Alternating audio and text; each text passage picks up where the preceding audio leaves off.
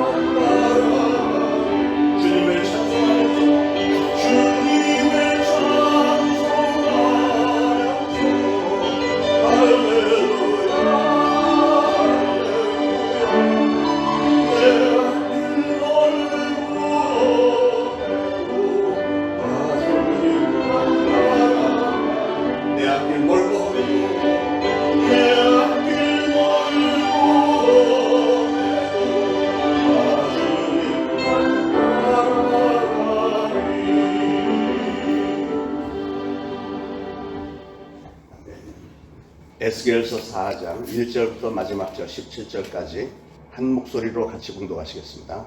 너 인자야, 도판을 가져다가 그것을 내 앞에 놓고 한 성읍 곧 예루살렘을 그 위에 그리고 그 성읍을 에워싸되 그것을 향하여 사다리를 세우고 그것을 향하여 흙으로 언덕을 쌓고 그것을 향하여 진을 치고 그것을 향하여 공성태를 둘러세우고 또 철판을 가져다가 너와 성읍 사이에 두어 철벽을 삼고 성을 포위하는 것처럼 에워싸라. 이것이 이스라엘 족속에게 징조가 되리라. 너는 또 왼쪽으로 누워 이스라엘 족속의 죄악을 짊어지되 내가 눕는 날수대로 그 죄악을 감당할지니라. 내가 그들의 범죄한 횟수대로 내게 날수를 정하였나니 곧 390일이니라. 너는 이렇게 이스라엘 족속의 죄악을 담당하고 그 수가 차거든 너는 오른쪽으로 누워 유다 족속의 죄악을 담당하라. 내가 네게 40일로 정하였나니 하루가 1년이니라. 너는 또 내 얼굴을 에워싸인 예루살렘 쪽으로 향하고 팔을 걷어 올리고 예언하라. 내가 줄로 너를 동일이니 네가 에워싸는 날이 끝나기까지 몸을 이리저리 돌리지 못하리라. 너는 밀과 보리와 콩과 팥과 조와 귀리를 가져다가 한 그릇에 담고 너를 위하여 떡을 만들어 네가 옆으로 눕는 날수 곧 390일 동안 먹되 너는 음식물을 달아서 하루 23개씩 때를 따라 먹고 물도 6분의 1 흰씩 되어서 때를 따라 마시라. 너는 그것을 보리떡처럼 만들어 먹되 그들의 목전에서 인분 불을 피워 부을지니라. 또 여호와께서 이르시되 내가 여러 나라들로 쫓아내어 흩어버릴 이스라엘 자손이 거기서 이같이 부정한 떡을 먹으리라 하시기로 내가 말하되 아하 주 여호와여 나는 영혼을 더럽힌 일이 없었나이다.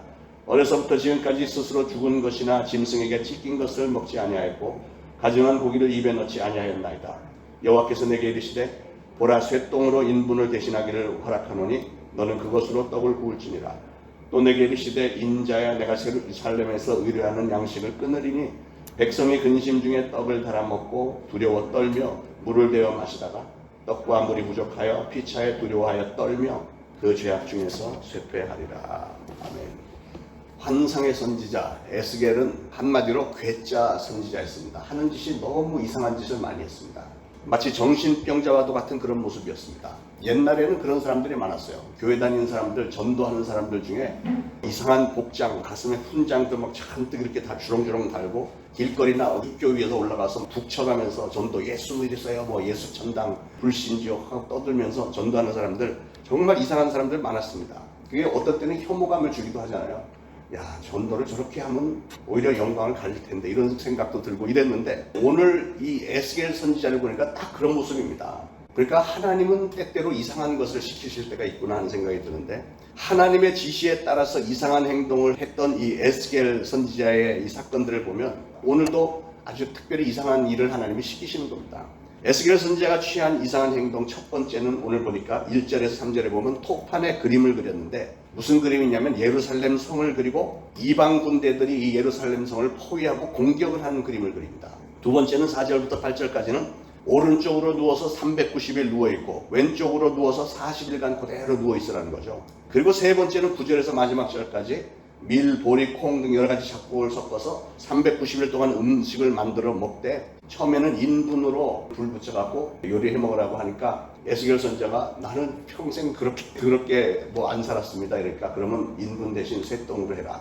상당히 지저분한 모습인데 어쨌든 하나님은 종종 종들에게 상상을 초월하는 행동을 요구하시고 이런 행동을 통해서 말씀을 주실 때가 있었습니다. 보세요. 호세아 선지자에게는 하나님은 창기와 같은 음란한 여인 고멜을 아내로 맞이하라. 이렇게 이 고멜이라는 여자는 틈만 나면 밖에 나가서 바람 피면서 돌아다녔습니다. 그런 여자를 계속해서 데리고 오고 해서 그냥 같이 살으라는 거예요. 그러다가 자녀가 출생했더니 그 이름을 이스르엘 로함이라고 하는 이름을 붙여줬습니다. 세 명의 아들에게. 이스라엘이라는 이름의 뜻은 이스라엘 국가를 폐지시키겠다 이런 뜻이에요. 무슨 아들 이름을 자기 나라를 망하게 하겠다 이런 이름을 붙입니까? 로루하마라는 이름은 하나님이 다시는 이스라엘 백성을 긍휼히 여기지 않으실 것이다. 아들 이름을 그렇게 지으려는 거죠. 세 번째 로함이는 너희는 나의 백성이 아니다. 이게 도대체 무슨 이름이 그렇습니까? 이렇게 아들들의 이름을 붙이는 것은 에스겔 선지자에게는 커다란 아픔이었지만 그러나 하나님은 그런 일들을 통해서 이스라엘 백성들에게 하나님의 진노하는 모습을 경고의 메시지를 주시는 겁니다. 에스겔의 이런 이상한 행동을 통해서 하나님은 우리에게 어떤 교훈을 주시는지를 좀 살펴보겠습니다. 첫 번째 부분은 그 토판에다가 예루살렘 성이 이방 나라들에 의해서 함락당하는 모습을 그리도록 했잖아요. 그동안 이사야 선지자, 예레미야 선지자를 통해서 계속 경고해왔던 대로 결국은 바벨론이 쳐들어와서 예루살렘을 함락시키는데 유태인들이 이런 위기를 맞으면 하나님 앞에서 회개를 하면 좋겠는데 하나님 잘못했어요. 그러면 끝나는데 하나님 잘못했어요. 다시는 안 그러겠습니다 하면 하나님은 또 마음을 열고 알았다. 내가 지켜보겠어. 이렇게 하고 끝나면 되는데 유대인들은 그거를 안 하는 거예요. 죽어도 잘못했다는 얘기를 안 하고 그냥 이걸 어떻게 빠져나갈까 이것만 궁리하고 자기네는 잘못한 게 없다는 거죠. 그래서 결국은 남쪽의 애국, 이집트 그 나라에 가서 우리를 좀 도와달라고 그럽니다. 하나님이 지금 징계를 하시겠다는데 애굽 나라에 가서 하나님하고 싸우는데 좀 와서 도와줄래? 이러고 있는 거예요, 말하자면. 자, 그래서 애굽이 실질적으로 많은 군대를 동원해서 유대를 도왔죠. 그러나 바벨론의 마지막 공격에는 애굽도 전혀 도움이 되지 않았고 이 유다 나라는 함락이 되고 말았습니다. 이를 가리켜 이사야 선지자는 애굽을 의지하지 말라. 애굽은 상한 갈대 지팡이에 불과하다. 이렇게까지 경고를 했었습니다. 여러분, 이 말씀은 우리에게도 큰 교훈을 줍니다. 우리 인간은 왠지 모르게 자기가 굉장히 잘난 것 같고 모든 걸 다 아는 것 같아서 자기의 지식, 경험 뭐 이런 걸 토대로 자기 자신의 인생을 위한 완벽한 성벽을 지으려고 하죠. 오늘날도 살아가는 모습을 보면 특별히 권력을 잡은 사람들은 돈, 권력, 지식 뭐 이런 걸 의존합니다. 그리고 거기다가 하면 된다, 할 수 있다, 해보자. 이거는 우리 믿음으로 해야 되는 말인데 믿음이 없는 사람도 자기의 의지 갖고 자기의 실력 갖고 해보겠다 이런 적극적인 의지를 총동원해서 자기가 하고 싶은 일들을 하려고 합니다. 그게 성공인 줄 알고 있어요. 그러나 하나님은 거기에 대해서 뭐라고 하시냐면 바벨탑을 구축하려고 하는 것과 똑같다. 너희들 실력으로 너희들 힘으로 해봐야 결국은 다 무너져 내리는 거라는 거죠. 그래서 악인의 소행은 바람이 나는 겨와 같다 이렇게 말씀한 겁니다. 그럼에도 불구하고 사람들은 우리가 마땅히 의지해야 할 하나님을 의지할 생각을 하지 않고 갈대 지팡이 같은 자기들의 힘과 능력 그리고 주변 어떤 권력자들의 힘을 의지하고 그렇게 해서 자기들의 인생에 철옹성을 쌓으려고 하고 있습니다. 그러나 지금 우리 사회는 이런 인간들의 쌓아올린 바벨탑들이 사방에서 무너져 내리고 있잖아요. 우리가 경험하는 이런 모든 것들, 천재지변까지도 지진이 점점 심해지고 하는 것까지 생태계가 다 망가지고 기후가 다 달라지고 이런 것까지 코로나 바이러스도 전부 인재입니다. 사실은 사람들이 그냥 내버려두면 괜찮았을 걸 자기들이 다 뭘 개발한다고 손대고 해갖고 세상을 엉망으로 만들어 놓고 있지 않습니까? 하나님의 말씀은 우리에게 정말 강한 도전을 주십니다. 그런 함정에 빠져들어가서 자기 자신을 의지한 그런 어리석은 인간이 되지 말라는 거예요. 그러면서 말씀하시기를 우리 주님은 너희는 먼저 그의 나라와 그의 의를 구하라. 그리하면 이 모든 것을 너에게 더하시라. 이렇게 말씀하셨잖아요. 우리가 인생의 초점을 순서를 그렇게 잡아야 돼요. 우리가 뭘부터 해야 되냐면 하나님의 나라와 하나님의 의를 구하는 일을 하면 우리가 인간적으로 원하는 이런 모든 일들을 하나님께서 다 해주시겠다는 약속의 말씀이었습니다. 사랑하는 여러분, 저나 여러분은 이 순서를 확실하게 알고 행하심으로 하나님으로부터 축복을 받는 성도님들 되시길 축원합니다. 여러분, 인간이 스스로 쌓아올린 것들이 무너지는 이유가 무엇입니까? 결국은 인간들의 죄 때문에 그렇습니다. 죄로 인해서 욕심이 있고 탐심이 있고 교만이 있고 이런 것들 때문에 인간은 멸망한 거예요. 그래서 오늘 본문의 두 번째 부분은 죄로 인한 이스라엘의 무너짐과 백성들이 당하게 될 고통을 예언했고 그 죄에 대한 값은 반드시 치러야 된다는 것을 보여줬습니다. 4절에 보니까 너는 또 왼쪽으로 누워 이스라엘 족속의 죄악을 짊어지되 내가 눕는 날수대로 그 죄악을 담당하시니라 그랬어요. 그리고 오늘 말씀은 단순히 죄의 대가를 지불한다는 차원이 아니고 좀 더 구체적으로 죄는 그 경중에 따라서 대가도 다르게 지불해야 된다는 걸 보여주세요. 그래서 북쪽 이스라엘은 하나님을 끊임없이 배신했고 끊임없이 등을 돌리고 우상 숭배를 했습니다. 그렇죠?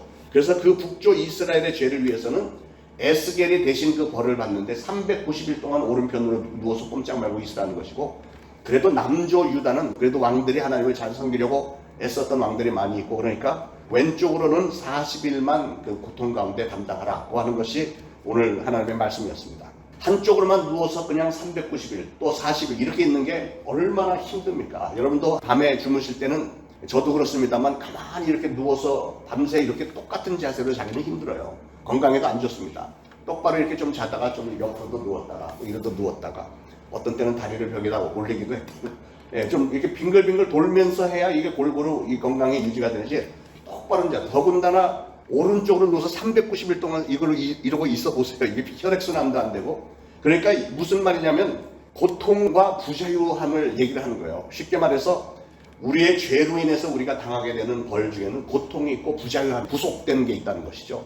또 우리 삶에서 지극히 평범한 거짓말 한마디가 내 행동을 속박을 하고 양심을 얽매이게 하고 삶의 고통을 줄 때가 얼마나 많습니까? 눈에 띄지도 않는 작은 부정한 일이 영적으로 우리를 부자유하게 만들고 정신적으로 큰 중압감을 주고 양심적인 생활에 얽매임과 고통을 줄 때가 많습니다. 8절에 보니까 내가 줄로 너를 동일이니 네가 에워싸는 날이 끝나기까지 몸을 이리저리 돌리지 못하리라. 자발적으로 390일 오른쪽으로 누워있는 게 아니고 그냥 동아리를 막 꽁꽁 묶어갖고 꼼짝 못하게 그렇게 만들겠다는 것이죠. 그러므로 사랑하는 여러분, 나를 그렇게 올가매는 죄를 찾아서 철저하게 회개하고 우리 하나님께서 주시는 자유함을 항상 누려야 되겠습니다. 그 다음에 보니까 죄의 대가는 영적인 고통만이 아니라 생존에도 위협을 주는 거라네요. 인간이 생존을 위해서는 음식을 먹어야 되잖아요. 그러나 죄의 대가를 치르는 이스라엘에게는 먹을 음식과 마실 물이 필전해졌기 때문에, 여러분, 전쟁을 치르고 나면 적군들이 쳐들어와서 음식 다 뺏어가고 마실 물 뺏어가고 남아있는 사람들에게는 먹을 것 마실 것이 없는 법입니다. 그런데 그 장면을 예고하면서 우리 하나님은 에스겔 선지자에게 밀과 보리와 콩과 팥과 조와 비례 등 6가지 작곡을 섞어서 떡을 만들어서 먹으라 이렇게 말씀하시는데, 분량도 넉넉한 게 아니고 저울에 따라서 10절에 보니까 하루에 23개씩만 먹어라. 이것은 평상시에 3분의 1 분량입니다. 그러니까 여러분이 아침, 점심, 저녁 3끼를 먹는 거는 그냥 한 끼만 주는 거예요.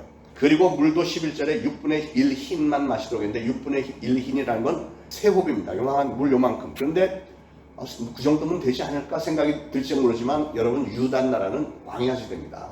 평균 온도가 40도에서 42, 3도 매일 낮에. 그런데 우리는 30도만 돼도 시원한 물 계속 마셔야 되는데, 그런 뜨거운 지방에서 물을 그만큼만 마시면서 버티라는 거예요.